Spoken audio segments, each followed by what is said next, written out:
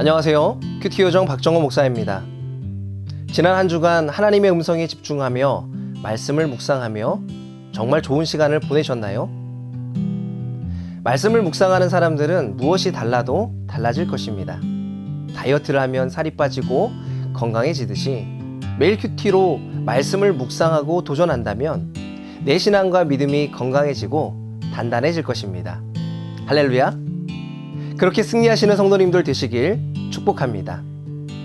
오늘은 큐티하는 간략한 방법 4가지 중에서 3번째, 적용에 대한 방법을 소개하려고 합니다. 큐티하는 방법으로 첫 번째는 말씀을, 큐티 본문을 많이 읽기였습니다. 두 번째 방법은 여러 번 읽은 말씀 중에서 한 구절, 한 문장, 단어에 집중하며 그 말씀을 묵상하는 것이었습니다. 묵상은 지식적으로 들어온 말씀이 지, 정, 의, 영적인 부분까지 퍼져 장악하고 내 삶을 변화시키는 과정이라고 설명할 수 있습니다. 자, 그러면 우리가 열심히 본문을 읽고 말씀을 묵상한 다음에 그 다음에는 무엇을 해야 될까요? 바로 삶에 적용해야 합니다. 적용을 잘하기 위해서는 자신의 삶을 매 순간 생각해야 되고, 그래서 적용은 개인적이고 구체적이고 실현 가능한 것이어야 합니다. 큐티를 오래 하던 한 사람이 있었습니다.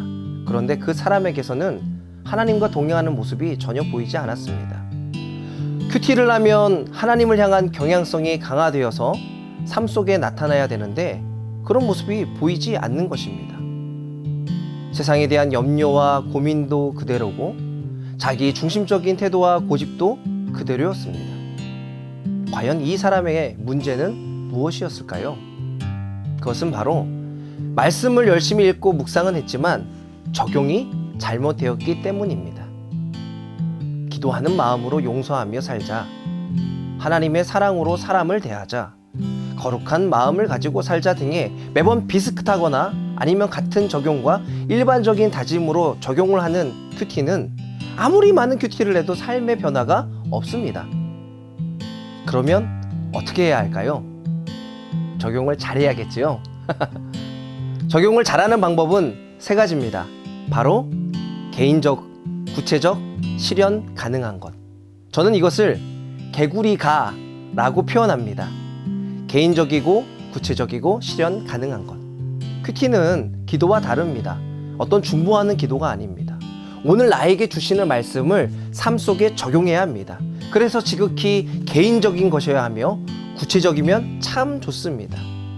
내 마음속 깊은 곳의 상처와 아픔 그리고 죄를 회개하며 주 앞에 엎드리는 것입니다.